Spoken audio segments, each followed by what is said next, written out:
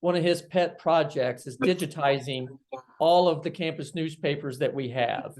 Are they indexed as well? Yes, I believe so, and I believe most of them are online right now. So if my great-grandmother graduated, my grandmother or whomever graduated in 1923, I can put her name in the 1919 to 1923 and see where her name appears in the paper. If she was in a group or if she was in a choir, wherever her name was in a story, she was on the track team or whatever.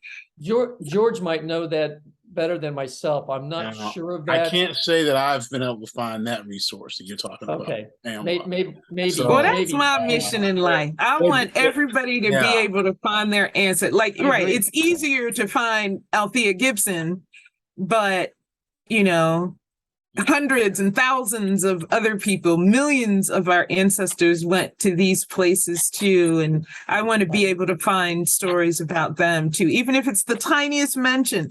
One of the things I loved about these papers is the alums writing in, and I wonder how, I'd like you guys to tell me if that's something that happens a lot now, but the alums writing in and talking about what they're doing in their lives now and giving advice. Do we have a lot of that now with other students communicating with the campus organs?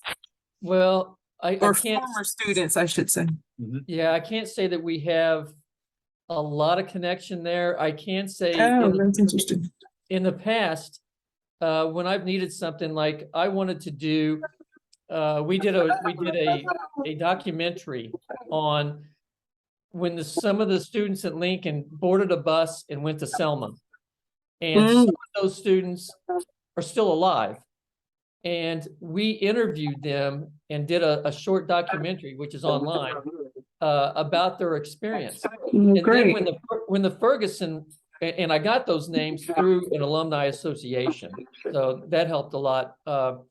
When the Ferguson riots occurred in 2014 in St. Louis, I was able to show the students that decades ago, students were rioting and protesting on campus about other things.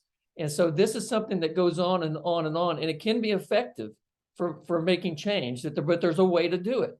And they can look back on newspapers from the 50s and 60s and the Vietnam War and see that these protests were sometimes effective and sometimes not, but they can at least see that it's not just their generation. This is the struggles and the fights have been going on for decades, and we can prove it. That's a great connection to something that I just recently discovered.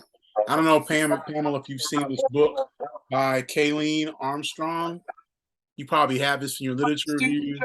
Report Campus Unrest. Student journalists report campus unrest. And she has in this book a section on the Hilltop, which of course is a paper that I was the editor of my senior year. Well, the case study in her book is about the takeover of the Howard administration building in 1968. I had no idea that had happened because when I was a freshman in 1988, 20 years later. Should have been all kinds of retrospective coverage that year. And we didn't talk about that in 1988, but I ended up in the administration building as one of those students participating in the takeover. And I couldn't cover the story because I was in the takeover. I was not allowed to cover that. So there was an ethical issue there. Right. And so I had this dilemma. Actually, officially it was 89. It was spring semester. So my freshman year was 88, 89. So I didn't have the context that we have from this writing. And so I wrote her recently and said, I'm so glad that you did this study and I want to go back and read these editions. She's interviewed some people who were involved at that time. And did you find that the people, for the most part, were both participants and journalists, or did they indeed separate themselves and say, if I'm a student reporter, I'm not going to be standing there in the protest line? I haven't read that closely to see that distinction. I get the impression from the little bit I've looked at that there wasn't as much concern about that in 68. as we had in 80. I think we still have that. You talked about, one of the things, I can't remember the third one offhand, but I remember 3 key things I saw in the early Fisk Heralds. Of course, the advocacy was a biggie. So there was no pretense that we're trying to be objective. This was a seriously advocacy paper. And the other big thing was humor. So much humor. I love it. The actual cartoons, actual things that were written in prose, and you think, this is a serious take on something, and then you read this little throw line. I mean, the humor is just all throughout these. And I can't remember what the third key thing is offhand, but yeah, those 2 really stick out, that objectivity was not. Yeah.